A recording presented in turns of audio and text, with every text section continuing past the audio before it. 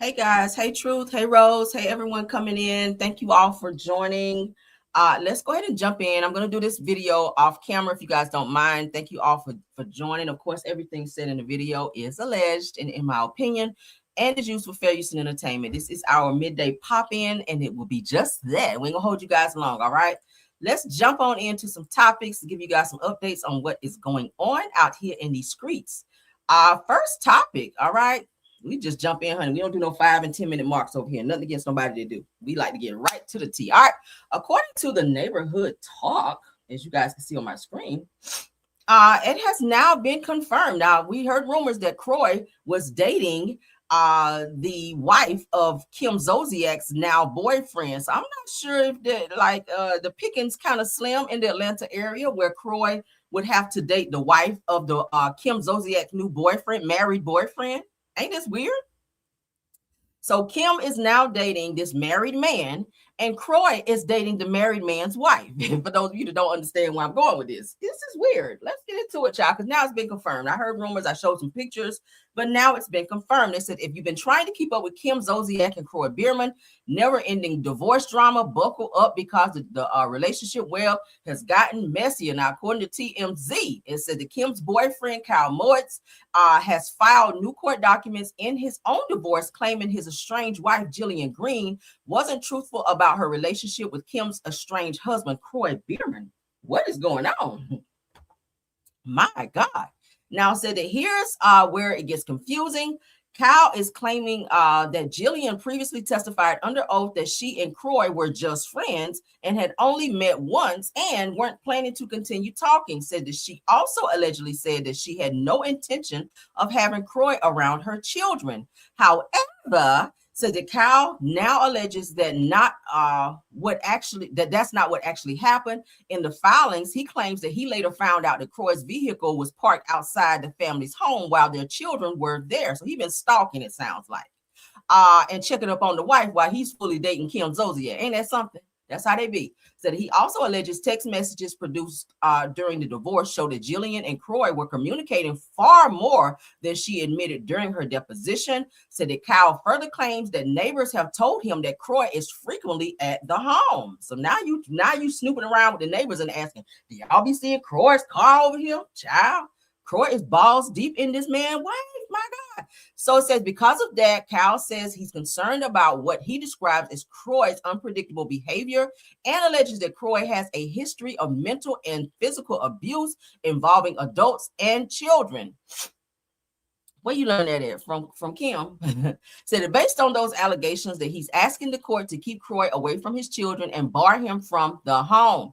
Said that Kyle is also asking the court for permission to enter the marital residence to retrieve a collection of weapons, inventory, valuable wine stored in the home, and install a lock on the wine cellar. So he don't want them in there sipping on his wine while they in there whining and grinding, pretty much is what he's saying. He is such a hater. Like, how you over here fully messing with someone who is married, but you're mad that your wife has moved on? Granted, it is kind of effed up of all people to be with Kroy, which is the ex-husband of the wife that you're dating, right? It's a little nasty. Too much exchanging of the damn juices, but hey, more power to you, all right? Everybody's getting played and laid is given what it is. All right, moving on, honey. Somebody who said they ain't trying to be getting played no more is damn Phaedra, honey. Phaedra says she ain't never, ever have emphasis on the never, honey, getting married again. But she is dating. I told you guys she was dating, right? She's dating this younger guy, but she'll never show it on the show. I don't know why. That would be a great storyline for her.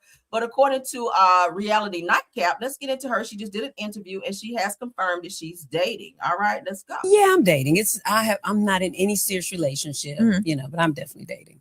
Okay. Yeah. What are you looking for? Would you get married again? No, No. It's too much money at risk. No. I don't blame you.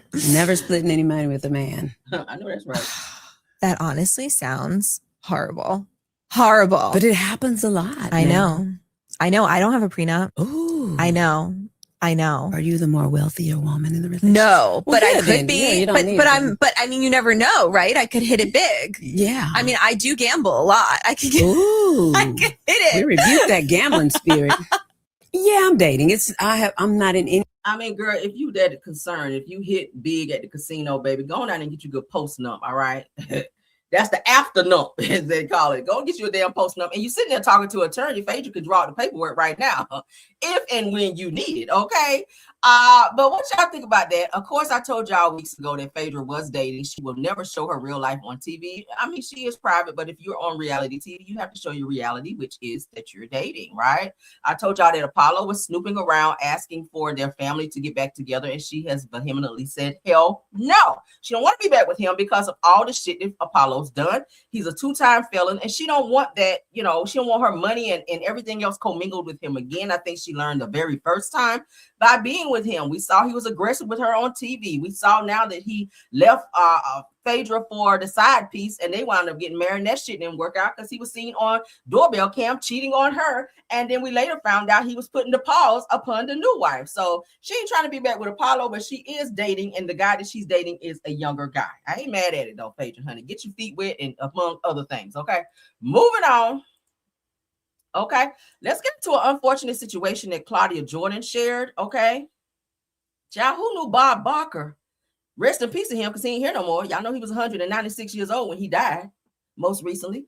But Claudia goes into a very unfortunate situation that she experienced with Bob Barker, you guys. And we found out this was a fucking, I ain't gonna say pedo, because Claudia was an adult, but very mannish individual. So Claudia Jordan, you guys, according to No Chaser TV, discusses being sexually assaulted by Price is Right producer Phil Rossi and his retaliation tactics. So it sounds like maybe not Bob Barker, but someone who worked for Bob. Bob didn't stop the shit, but they were saying, I read too, that Bob Barker didn't like black people. All right, he had a problem with black people. He didn't like to see black and white people dating. He had a problem with that. But let's get into what Claudia had to say, because this is horrible. So he was kind of grandfathered in. There was a producer that was his father that got him in. So I heard for 18 years people trying to get him out of there because he's been inappropriate for a long time. He was a total perv. One day I was there's a station outside the hair and makeup room where there's a mirror, and you do your like last minute touch ups. You just check your hair. So I'm leaning over in the mirror, I'm checking my makeup, my hair, whatever. And I feel this like body behind me just comes up behind me, just puts his hand like all over my butt. He's like, nice ass. He said it so creepy. And then he just walked off like nothing. I'm like, wait, what?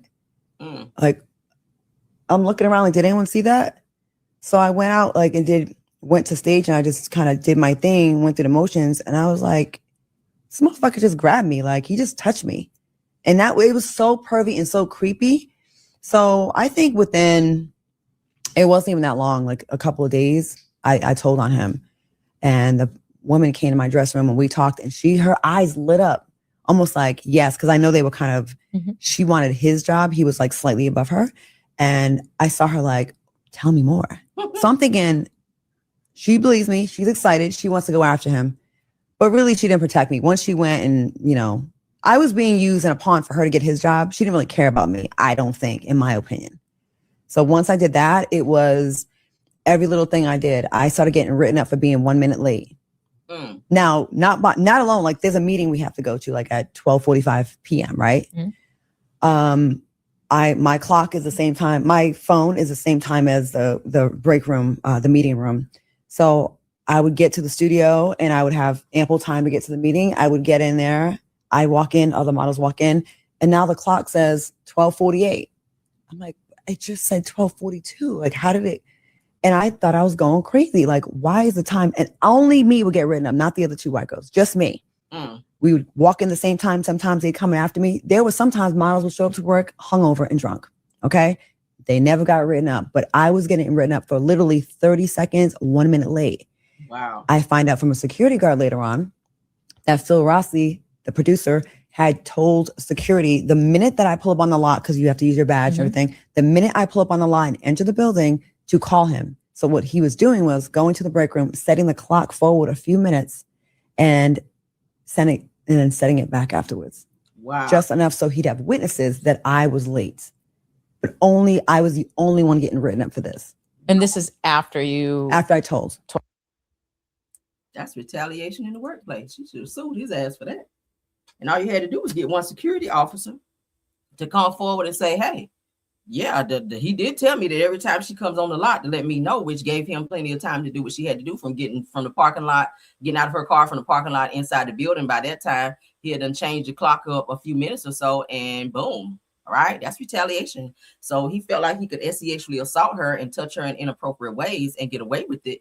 And God forbid she say something or report it or tell somebody, then she will be retaliated on. And that happens in the real world, not just Hollywood, at jobs, right? If bosses be inappropriate with you or say anything inappropriate and you report it a lot of times to HR, sometimes the HR will not protect you, especially a boss. If you go to another boss or tell someone else, a lot of times these people are very, very close. And they are friends. They don't want to see their friend get fired or written up or worse, right? So they will protect them and they will retaliate against you and nitpick in every little thing that you do. They'll be working on trying to get you out of there 1 minute late when they didn't even care before. You come in 1 minute late, they turn their head, they didn't give a damn. But now because you told and you spoke up about something or tried to hold someone accountable, you public enemy number one. You can't do shit no more, right? And that's just how it be. So you got to watch yourself. You got to watch yourself. That's why you have to document, okay? And this comes from someone who is a boss at work. You have to document dates and times when things occur so that you can keep, a little journal, so to speak, of things that happen, who, what, when, where, right? All of that helps out in the end because it's called building your case. Okay. I'm trying to help somebody because people act a fool. People act a fool at work. Okay. And whenever you file in those types of cases, you got to be very strategic and you got to have details. You got to be very detailed if you're trying to, I don't say bring somebody down, but hold someone accountable, right? Especially if they're high ranking, right? Okay, but let's move on. If anyone is experiencing that at work, definitely report it. Okay, definitely report it. Go get a police report too. It's good to have a police report, something to back you up to say, hey, this did occur. This person did report this. And you might want to use, if you have a good job with benefits, go and get some therapy. Tell your therapist that, get it on record that this is going on. All right, let them know this is bothering me. It makes me a little depressed. Just help you. You're building your case, okay? And you also you have to report it to HR because that's the thing to do. You can't, do anything unless you announce it to them or report it to them. They have to know about it. If they choose not to do anything, then that makes your case stronger. But definitely report it and build your case outside of that. Okay, did it help somebody? Yes. Moving on. So this right here news today made me so happy because I have watched this show from beginning to end. I binge watched the very first season. For those of you that have never watched the show, I don't know what you're doing with your life. Okay. Thank you, Jasmine Brand, for announcing this today. But Beauty in Black has gotten another season on Netflix. Now they were going to end it at season 3. And I said, why? You can't end it at season 3. There's so much more to be told about this story. But thanks be to God, honey, I was scrolling today and Tyler Perry has announced that he has now extended Beauty in Black for a renewed season for season 4 on Netflix. Okay, what y'all think? Ain't that cool? I need a hand clap on that because I am excited because I do watch this. Anybody watch Beauty in Black? Put a 1 in the chat if you do. If you watch Beauty in Black on Netflix. Okay? Yes, honey, if you watch that, that's a good show. You're going to have to start from season 1, though. If you haven't started watching it, you're going to have to start from season 1 so you know what's going on. We ain't got time to catch you up right here because, baby, it's a lot going on this show, but it's really good. I see some ones, right? Yes, and if you don't have Netflix, go get it because this is a good watch.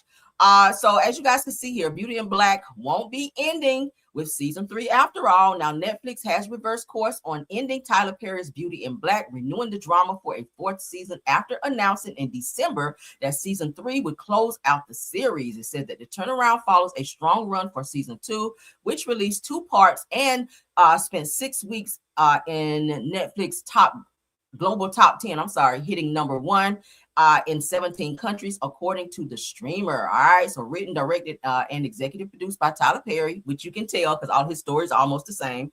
The series centers on 2 women whose lives collide. Kimmy, which is Taylor Polidor Williams, I love her, pushed out by her mother and struggling to get by, and Mallory, which is Crystal Stewart, who runs a thriving business. Now, said the season 2 escalated the stakes, pulling back the curtains on a cutthroat family running a simple empire or beauty empire, said that, and a hidden trafficking operation, which you guys will see when you watch it, as a reckoning closes in. It said that the release date for season 3 has not been revealed. Once that does come out, I will come back and spin the block and let y'all know when and what date they are announcing that it will air. Okay, so we are getting a season 4 for Beauty and Black. Hallelujah. Okay, I'm happy about that.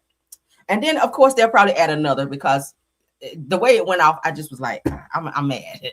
But it's a really good watch. All right, let's get into Tia Kemp, child, getting read down. I said, oh my God, I have never seen nobody go off on Tia Kemp and she didn't get a word in edgewise. Y'all about to get a good little kiki behind this. Now, this person I think is a podcaster. So Tia Kemp gets into it with a TikToker, Dre Baby. I've never heard of him. Now I'm gonna have to go on TikTok and look him up. But he's crazy. He's a reader and he's funny as hell. But he and Tia Kemp got into it for some reason. Baby, he went off and read her ass to the gods. Y'all hear me? Let's get into it. Shout out to Neighborhood Talk. Let's back it up because I want y'all to see from the beginning. All right, let's go. Hold up. Whoa. Let's refresh. All right, hold on. Bro, like your eye, you ain't never had a man say, I don't know who the fuck you can eat it up and beat it up with me, girl. You ain't the 1, 2, or the 3, girl. You better play on somebody else's phone. You 50 and playing on phones. Have a good night. Who she thought she was? And who she thought she better sit back?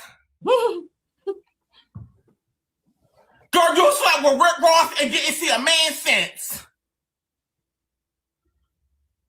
She tried to be cute, but I can be gorgeous. Ross, like your eye, you ain't never had a man say, I don't know who the fuck you can eat it up and beat it up with me, girl. You ain't the 1, 2, or the 3, girl. You better play on somebody else's phone. You 50 and playing on phones. Have a good night. Who she thought she was? And who she thought she better sit back?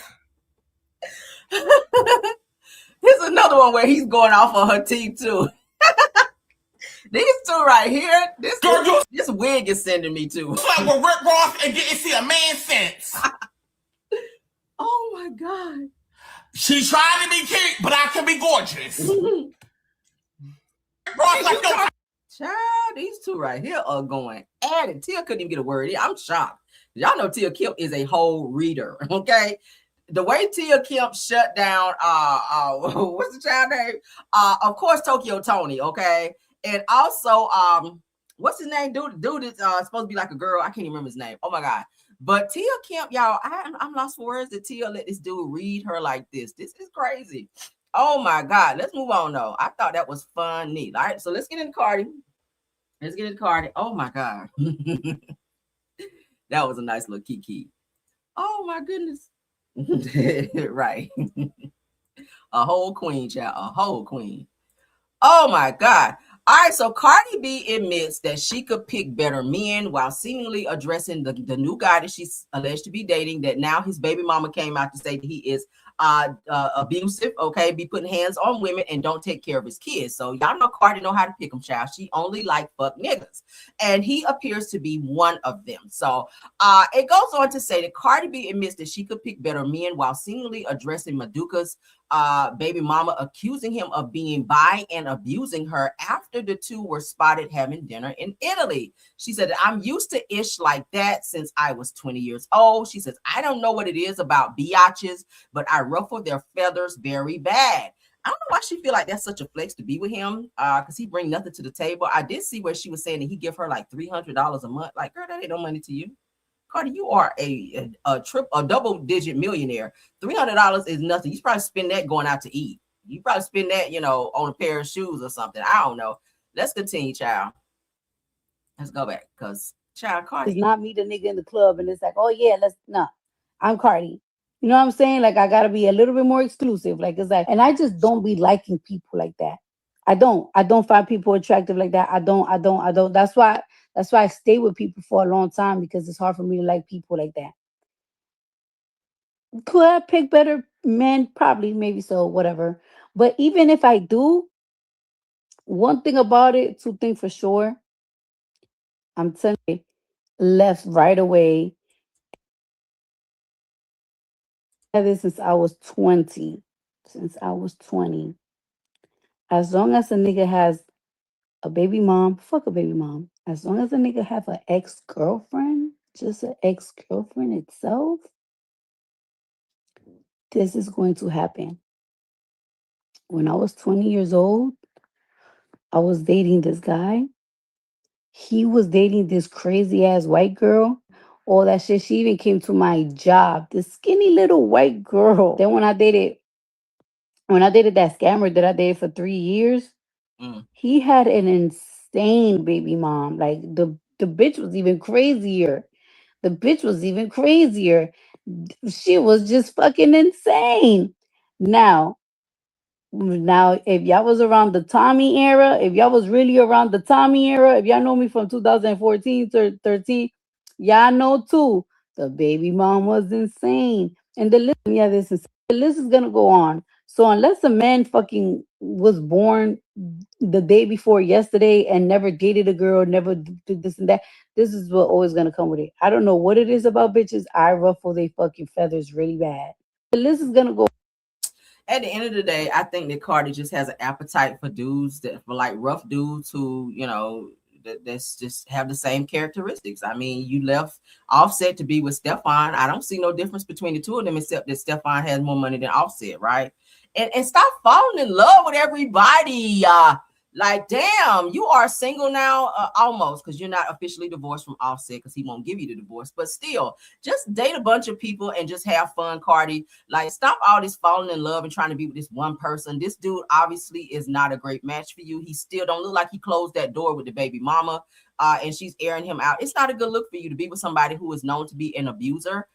We've already heard some things about Offset and the two of you guys. Like, I don't know. I really think that Cardi just needs to maybe take some time to herself. Maybe she's one of those people who don't like to be alone, and people be that way. They jump right out of one relationship into another, like Cynthia Bailey from Real Housewives of Atlanta. She's that way. She would jump right off the situation she's in, right into another relationship without even healing, dragging that baggage right on into the next relationship, and you don't have time to heal, which then is toxic for the next person coming in who is already toxic according to the men she likes to date. So it's just giving weird vibes, right? Like, if he ain't taking care of his kids, what is it that you're looking for? Is it just an asexual type of situation? Like, what? This is it.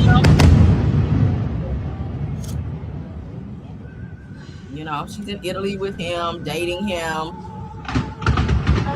Nice looking guy, but he's trash. He don't take care of his kids. If you like to be, not to applaud this situation because he's a man, right? You already seen arguing outside with Stefan Diggs. Y'all had a very volatile situation. It looks like, okay, and then y'all tried to downplay it once the media picked it up. Like, obviously, it's. I think we know that she's not with Stefan or fooling with him no more now that she's seen out with this guy. But I don't think that's a flex at all. And of course, baby mama don't sound like she's done with him because y'all know how jealous women be, child. She's airing his ass out. She probably just slept with him the other day, and here come Cardi, right? Stop getting in people's mess, honey. Stop getting in people's mess. But let's move along. Update on this Nolan Wells case. I know y'all tired of hearing about Nolan, child. We ain't gonna stay on it long, I promise. All right. So this just dropped. Okay, this just dropped 15 minutes ago. Shout out to TMZ TV. Let's get into it. I don't know why I made my page big like this, but let's go. This Nolan Wells case is taking a lot of different twists and turns. I wanted to get your thoughts on it. What do you think about it thus far? Well, the phone has been erased and the parents have had to ping it. There's been no clear investigation. I think it reeks of a cover-up. And so we want to get to the bottom of it. So I think Attorney Crump being involved, I thank Kaepernick family. I think people that want to get to the justice. And now the truth is coming out slowly, but the truth is coming out. There is a pattern of deception and denial and cover-up. You think there's a cover-up? So who are you pointing the finger at? Well, I first start with the legal authorities. They should do a thorough investigation. That the phone was separated from the child. Body was returned to an alternate location. That the messages have been erased. That the family had to independently retrieve the phone. These are all things that the sheriff should have done. And so I would like to see the law enforcement do its job and give the parents, the family, justice and closure. You know, I spoke with Jasmine Crockett about this a few days ago, and she feels like race is definitely playing a role in this investigation, or just in this case, I should say. What do you think? Well, if you talk about 5 or 7 young white guys and one African-American child, they're out swimming. He ends up dead, and it seems to have been a bit of a scuffle or some altercation. I'm not quite sure. and then everyone leaves their one friend behind who just happens to be black. Well, this is also, as we speak today, the anniversary, the date of Emmett Till's birth. And so I come from Chicago, and that was a Mississippi case. So history is repeating itself again. History is repeating itself. So you're comparing the Nolan Wells case to the Emmett Till case. Well, I'm just saying that there's a similarity, that there's a chord, there's a melody that comes from injustice, that the people that killed Emmett Till, they knew who did it, and they never were prosecuted. The young people that were around Mr. Wells, they know something, and they've never been thoroughly interrogated. Right. Well, it is an ongoing investigation. I mean, we still have some way to go. How do you think this is all going to shake out? Well, I want the truth to come forward. I want the young people to say what they know. I see they're lawyered up. They're behind their family members that have judges. They've had days and weeks to corroborate stories. And so we need an independent investigation. The phones have been erased. The pictures have been deleted. The family had to independently retrieve the voice messages themselves. The state has not lifted a finger then or now with Emmett Till or with Wells to get to the murder of a young black child. Who does an independent investigation? You're saying the sheriff's department isn't enough. So then who handles it? Well, like we've seen before, this is where the federal judiciary is supposed to come in. But there's been feds. Oh, absolutely. Okay. I mean, it's a murder. This Mr. Wells had a right to be alive. He has a right to life, and that's been taken from him. So who did it? And if the local judiciary fails you, then this is where the federal government is supposed to supersede and intervene. So I would like to see a federal investigation. This Nolan Wells case is taking a lot of different twists and turns. There's another update I want to give you guys. They're saying that the Mississippi authorities have stated that they intend to present the state's autopsy findings directly to the grand jury rather than releasing the full report publicly beforehand. So they're not releasing nothing public like Ben Crump did with their autopsy. Y'all hear that? I'm reading one more time. Mississippi authorities have stated that they intend to present the state's autopsy's findings directly to the grand jury rather than releasing the full report publicly beforehand. Now, I checked with one of my friends who's an attorney, and they're telling me, and they said to me, why present the grand jury if there's no official charges as of yet? And I said, that makes sense, right? What you presenting to them? There's not a case as of yet. According to them, they're still finding, they're still doing the autopsy. They're still looking for stuff. They're still investigating according to what they're saying with this first autopsy. So why present to the grand jury if there's no official charges as of yet? Also, why release the body to be examined and not complete and not send all of the organs over for there to be a complete second autopsy, right? Why is that? So Mississippi, it sounds like they're still sitting on information, still trying to cover up, still trying to not cooperate with what's going on. It's all smoke and mirrors. I showed you guys the sheriff this morning in the video where he was very tight-lipped and saying that they were instructed not to say anything to anyone, but if they wanted answers to contact directly to the DA. So the DA is running shit in Mississippi. So for them saying that they're not going to release anything is weird to me. They're not releasing nothing except to directly to the grand jury. But my thing is, do y'all have any witnesses? Do you guys have any suspects? That would mean y'all have a case that y'all ready to present if y'all are presenting it to the grand jury, because typically they don't send over anything to the grand jury unless there are official charges on the table. So what is going on behind the scenes that we don't know about? Yeah, that's the update on that.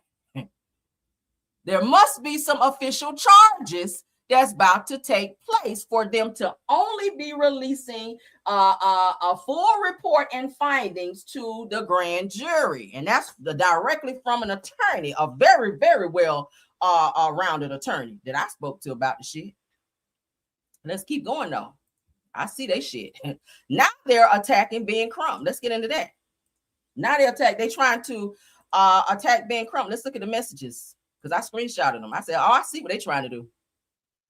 They're trying to deflect from the real issues of what's going on in this case and attack Ben Crump. So let's get into it. According to the Magnolia Tribune, Said that people like Al Sharpton want Nolan Wells to have been unalived. Said that their entire narrative demands it. Their ability to raise money off of it depends on it.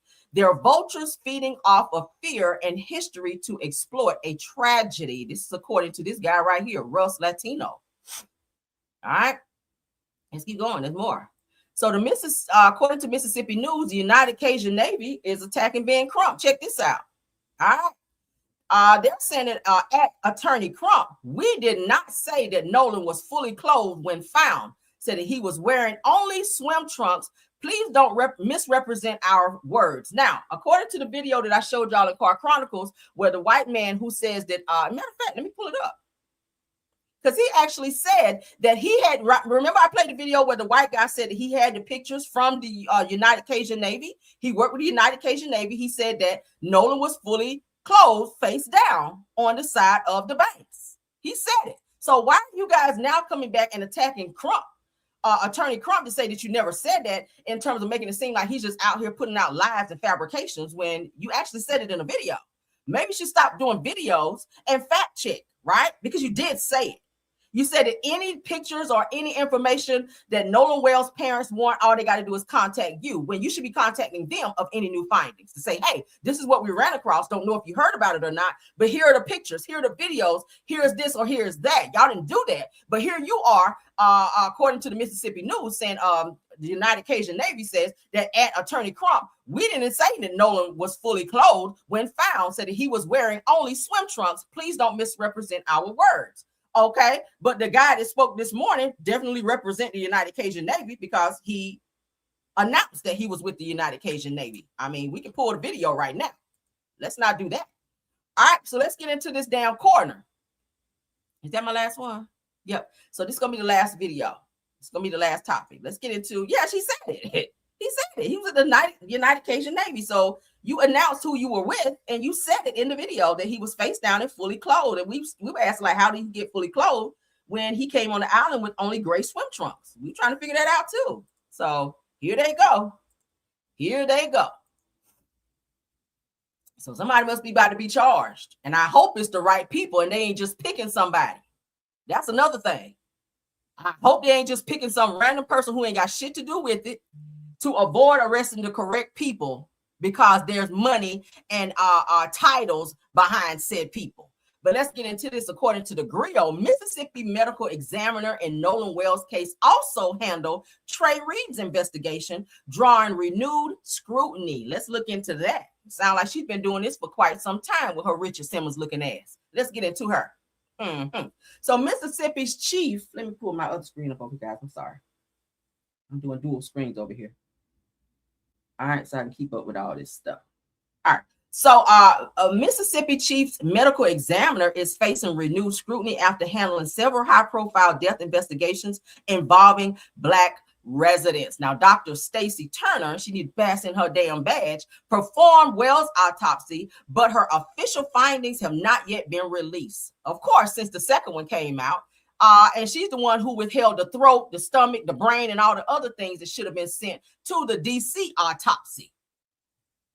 So it said that Wells' family has retained civil rights attorney Ben Crump, who commissioned an independent autopsy. So she felt like, how dare you guys question my work? So I'm going to withhold this, and this, so that you guys don't get your findings. And I already have mine, but I'm going to pretend like I didn't, so that you guys cannot overshadow what I found over here on little Mr. Nolan Wells. All right, we know your shit, ma'am. So Dr. Stacy Turner, according to the Griot, also handled the death investigation of DeMartravian Reed, okay? Trey Reed, said her office ruled Reed's death as suicide by hanging, affirming the initial conclusion by local officials. Reed's family disputed that ruling. They retained attorney Ben Crump and Vanessa Jones and ordered an independent autopsy. Those findings have not yet been made public. She's been doing this shit. Let's get into the next person that she's been involved in.